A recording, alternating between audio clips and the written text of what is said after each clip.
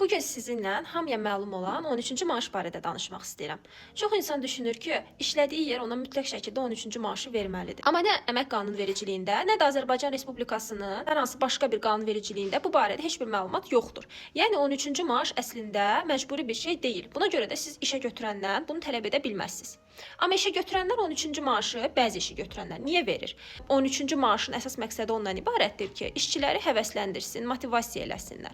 Bu 13-cü maaş həmişə pul məbləği formasında olmaya bilər. Sizə hər hansı bir məzuniyyət verilə bilər, hər hansı bir hədiyyə çeki verilə bilər və yaxud da həqiqətən sizin aylıq maaşınız nə qədərdirsə, həmin maaş sizin hesabınıza köçürülə bilər. Sanatoriya kurort müalicələri vasitəsilə verilə bilər, hansısa ölkəyə səyahət formasında ola bilər, fərqi yoxdur.